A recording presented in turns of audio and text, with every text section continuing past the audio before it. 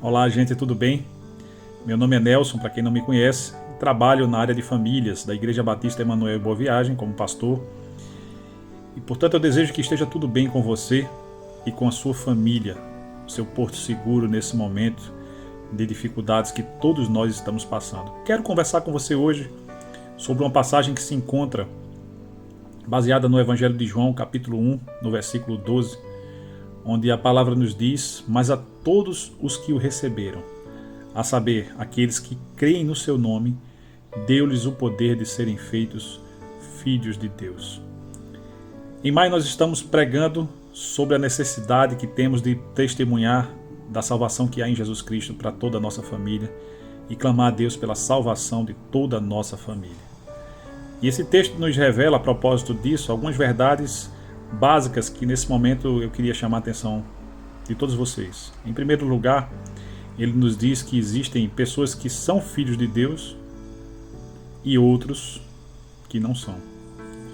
Ou você é filho de Deus, ou você não é. A palavra nos diz em outra passagem que aqueles que não são filhos de Deus são chamados de filhos da desobediência. E isso nos revela que essa é a condição natural de todo ser humano. Nascemos no pecado, condenados ao inferno, mas que a palavra de Deus ela nos apresenta uma oportunidade de uma mudança na nossa condição, um novo nascimento, um nascimento espiritual. E isso acontece, é o segundo aspecto que eu quero destacar, pela fé em Cristo Jesus. A saber, aqueles que creem no seu nome, deu-lhes o poder de serem feitos filhos de Deus. Essas são verdades simples, que são fundamentais para que nosso propósito da salvação da nossa família possa se cumprir nesse mês de maio e a partir dele. O valor de testemunharmos a toda a nossa família de que é necessária uma entrega de vida, é necessária uma decisão para que possamos ser alcançados pela salvação que há em Cristo Jesus. Me recordo que há pouco tempo estivemos meditando num texto que se encontra em Atos 16, quando o apóstolo Paulo esteve juntamente com Silas, Timóteo e Lucas em Filipos da Macedônia, e dentre várias coisas que aconteceram naquela cidade, houve a salvação de uma família, a família daquele que era o carcereiro da prisão onde Paulo e Silas foram parar por estarem fazendo ali uma obra de libertação naquela cidade de pessoas oprimidas pelo demônio. E por conta disso eles tiveram alguns problemas e foram acusados injustamente de parar na prisão. Mas acontece um terremoto no momento em que eles estão louvando a Deus enquanto outros estão murmurando, e a partir daquele terremoto o carcereiro é despertado do seu sono. Inicialmente pensa, ao ver as cadeias abertas, que os prisioneiros haviam fugido. Ele sabia que pagaria com a própria vida por aquela fuga. É alertado por Paulo que ninguém havia fugido, que eles estavam todos ali. E a partir daquele momento ele tem uma conversa decisiva com Paulo, onde ele começa perguntando: o que posso fazer para ser salvo? E Paulo responde: creia no Senhor Jesus e serás salvo, tu e tua família. Ao comparar com o texto de João 1,12, uma primeira certeza que nós estamos desenvolvendo nesse momento é que a promessa não é de que, se eu crer em Jesus, toda a minha família será salva. A salvação ela é individual e ela necessita de uma decisão individual. Mas sim, a partir do momento em que eu dou um testemunho de fé em Jesus Cristo na minha família, isso tem um grande potencial de influenciar as pessoas do meu ciclo mais próximo.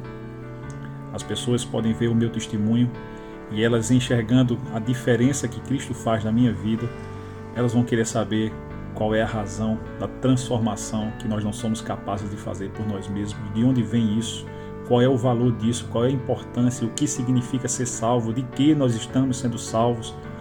E essas coisas são ensinadas para os nossos familiares, não somente através de leitura da palavra de Deus, é importante a leitura, mas principalmente através do testemunho daquilo que a palavra de Deus tem produzido de transformação nas nossas vidas. O carcereiro teve uma oportunidade singular de perceber o testemunho de Paulo quando aquelas cadeias se abriram e Paulo não fugiu. Ele poderia ter pago com a própria vida se aquela fuga tivesse acontecido. Mas o que ficou marcado para ele, que foi motivo de sua curiosidade, era o que é que havia de tão especial naqueles homens que eles optaram por não fugir, preservando a sua vida consequentemente. O Evangelho é isso, gente, é preservação de vida. Mas para isso, para que pessoas sejam alcançadas por essa verdade que liberta, que salva, que preserva, é necessário que haja testemunho, é necessário que haja esclarecimento.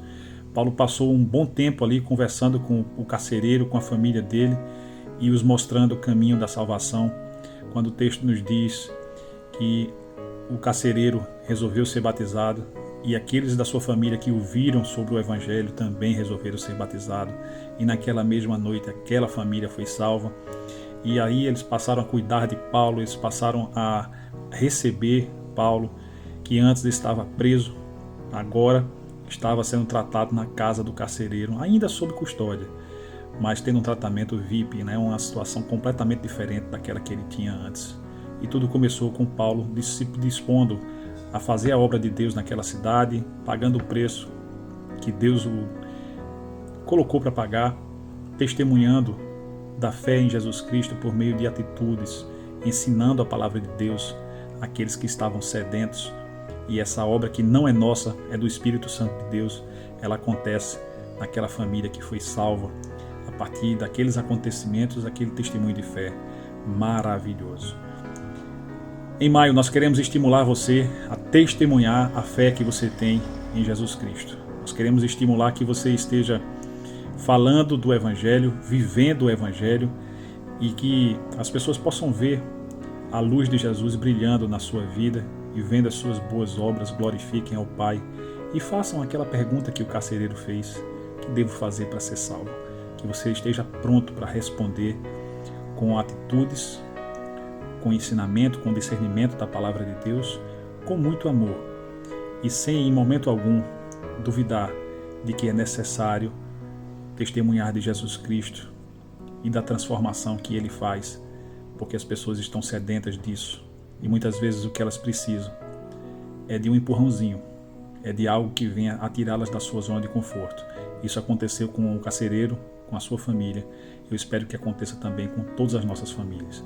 Que Deus te abençoe e que esse seja o momento de revigor do seu fervor de testemunhar do amor de Deus e da verdade salvadora do Evangelho de Cristo Jesus. Que Deus te abençoe.